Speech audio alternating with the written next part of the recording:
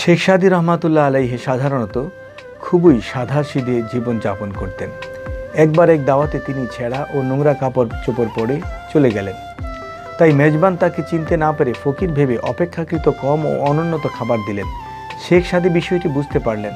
তিনি ওই কম ও অনুন্নত খাবার খেয়ে ফিরে এলেন। কিছুদিন পর আবার ভালো ও শাহিনশাহী কাপড় চোপড় পরে ওই বাড়িতে গেলেন। এবার তার সামনে সকল উন্নত খাবার দাবার পরিবেশন ও যথাযথ সম্মান দেখানো হলো। তিনি খাবার খেতে বসে কিছু খেলেন এবং কিছু খাবার তার পরনে পরা জামার পকেটে ঢুকাতে লাগলেন।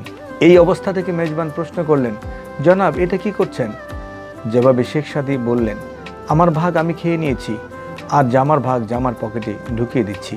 শেখ সাদীর কথা মাথা মুন্ডু কিছু বুঝতে না পেরে মেজবান এর কারণ পরিষ্কার করার অনুরোধ করলেন।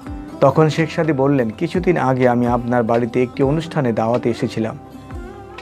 তখন আমার পরনে ছিল ছেঁড়া ও নোংরা কাপড়, তাই আপনি আমাকে যথাযথ সম্মান দেখাননি ও ভালো খাবার পরিবেশন করেননি।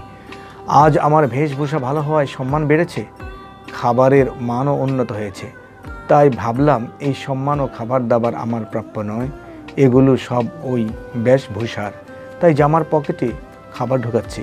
শেখ সাদীর এই কথা শুনে নিমন্ত্রণদাতা ব্যক্তি মারাত্মক লজ্জিত হলো। নিজের ভুল বুঝতে পেরে ক্ষমা চেয়ে নেন। এর কিছুদিন পরের কথা, শেখ সাদীকে এক ব্যক্তি প্রশ্ন করলেন, জনাব, আপনি এত আদব কিভাবে শিখলেন?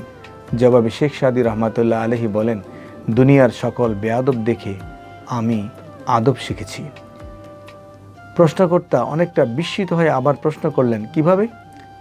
তিনি জবাব দিলেন, যখন বেয়াদবরা তাদের বেয়াদবি আচরণ করে আর দুনিয়ার মানুষ সেটাকে ঘৃণা করে, তখন বুঝে নেই এই আচরণটা আমার করা উচিত নয়। এভাবেই আমি বেয়াদবদের কাছে থেকে আদব শিখেছি।